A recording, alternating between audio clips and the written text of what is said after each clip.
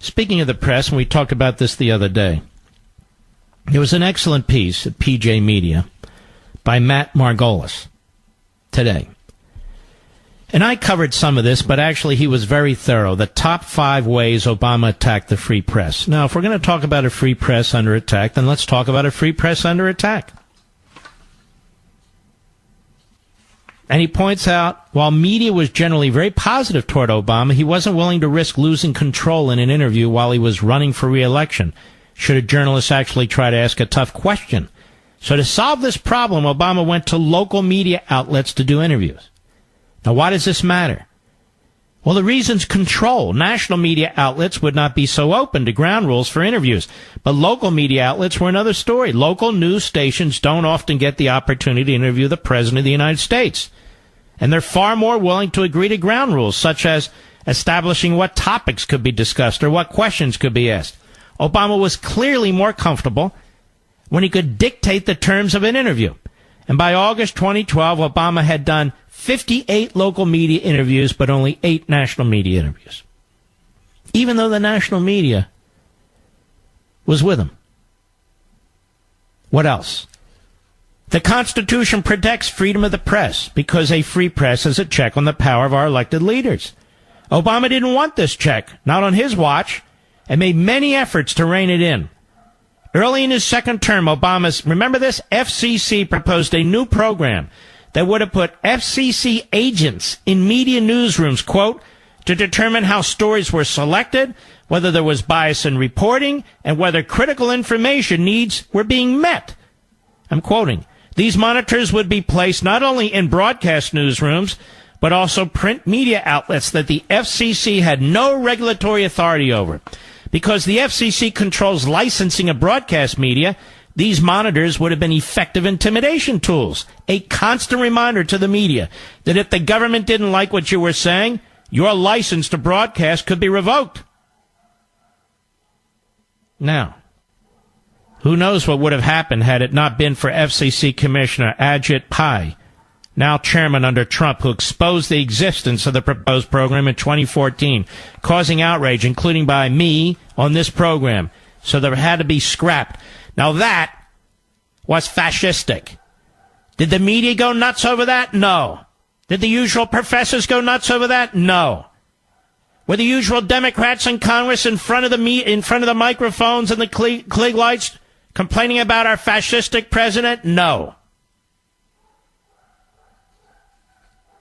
What else did Obama do? Well, after trying to blame Republicans for so-called sequestration budget cuts, Obama was less than thrilled when Bob Woodward wrote a book, The Price of Politics. And in an early 2013 opinion piece in the Washington Post that automatic spending cuts had been actually proposed by the White House and personally approved and signed into law by Obama. Less than a week after the piece ran, Woodward revealed that a senior White House official warned him he would regret calling Obama out for his role in the sequester. After Woodward revealed his experience, other journalists came forward with similar stories. Ron Fournier, the former editor-in-chief of the National Journal, said of the Obama administration, quote, I received several emails and telephone calls from this White House official filled with vulgarity, abusive language, and virtually the same phrase that Woodward called a veiled threat. Lanny Davis, Bill Clinton's longtime advisor and now lawyer to Michael Cohen, also came forward with claims he had received similar threats for unflattering pieces he wrote about Obama in the Washington Times. Liberal journalist Jonathan Alter said he'd been subjected to abusive treatment from the Obama administration for writing something they didn't like. There's a kind of threatening tone that from time to time, not all the time, comes out of these guys, he said. A young female reporter was called crude names in an email for merely asking important questions of an Obama cabinet secretary. What about this, Chuck Todd? I want to ask you about this, but you won't come on my program. Must be too busy. Spying on the media. If threatening journalists for asking tough questions and writing unflattering articles isn't bad enough, all I can say is it gets worse. The Obama administration actually spied on the media. Oh, yeah. Less than 6 months into Obama's second term, we learned that his Justice Department secretly obtained 2 months of phone records of AP reporters and editors. What was the Obama administration after? They wouldn't say. But Gary Pruitt, the president and CEO of the Associated Press, had an idea. Quote, these records potentially reveal communications with confidential sources across all of the news-gathering activities undertaken by the Associated Press during a 2-month period, provide a roadmap to AP's news-gathering operations, and disclose information about AP's activities and operations that the government has no conceivable right to know. Wow. Also, the Justice Department secretly obtained then Fox News reporter James Rosen's phone records, tracked his movements, and read his emails while investigating possible leaks of classified information to Rosen from an article on North Korea's nuclear program. One consequence of this Obama administration spying was that longtime sources stopped talking to the AP and other news organizations. What else? That's not all?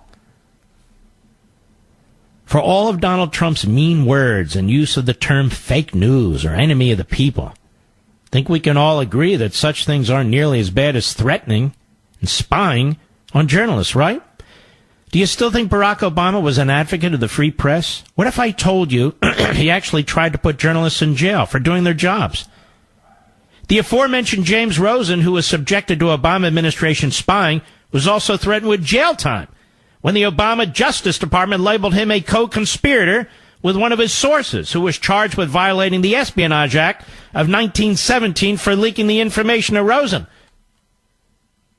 Another journalist, James Risen of the New York Times, who we talked about before, was similarly treated as a co-conspirator with a government source indicted by the Obama administration under the Espionage Act.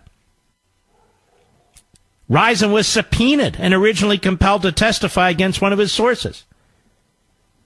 The Obama administration used the Espionage Act 6 times in 8 years to go after government sources, more than double the number of all previous administrations combined.